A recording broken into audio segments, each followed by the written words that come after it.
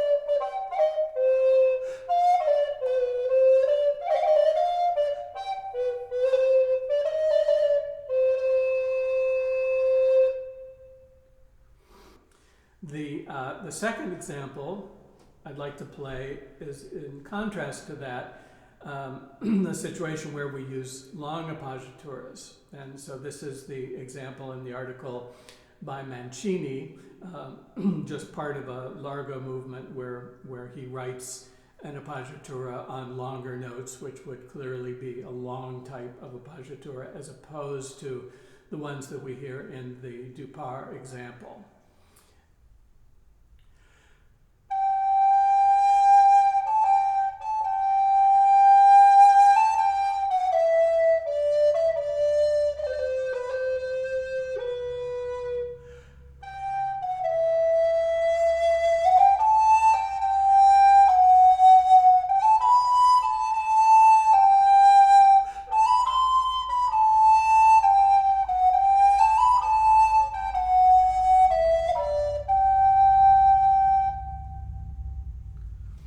And the third example is by Beaumortier.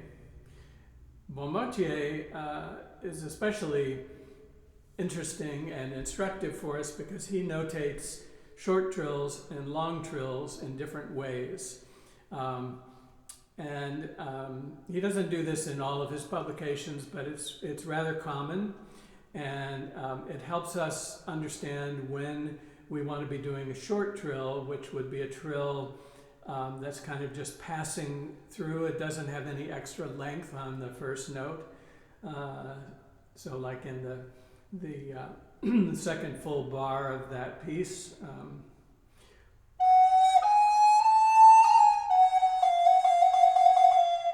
so that first trill is very short, it's just beat-a-dum, and then the trill on the F sharp, which is marked with a plus, has a longer appoggiatura, and the idea is that the trill speeds up rather than just being as fast as you can play.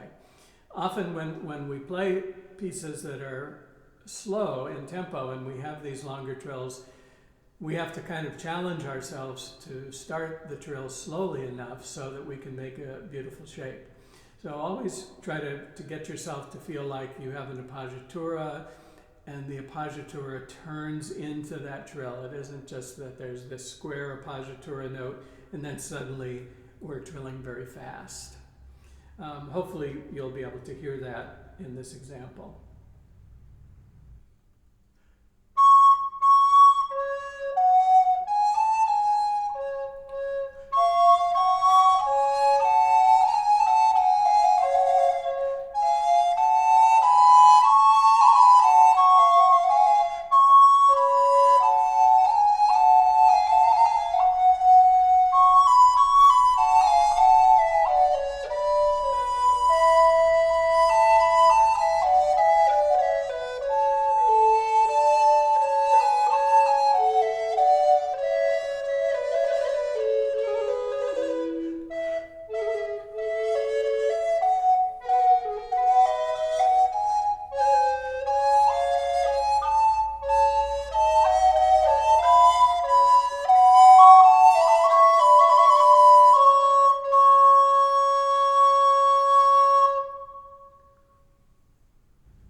The other example which I notated in the article is from an excerpt from Handel D minor Recorder Sonata.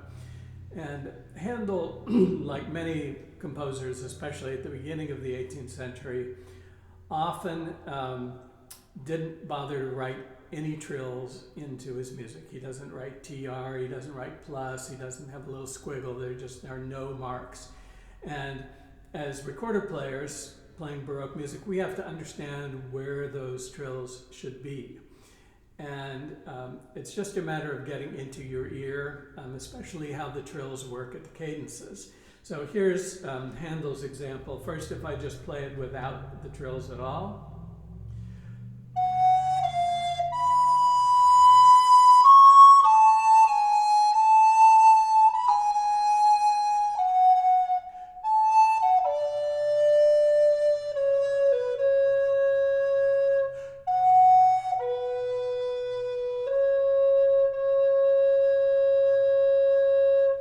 And then with the two trills, which I would automatically add to that.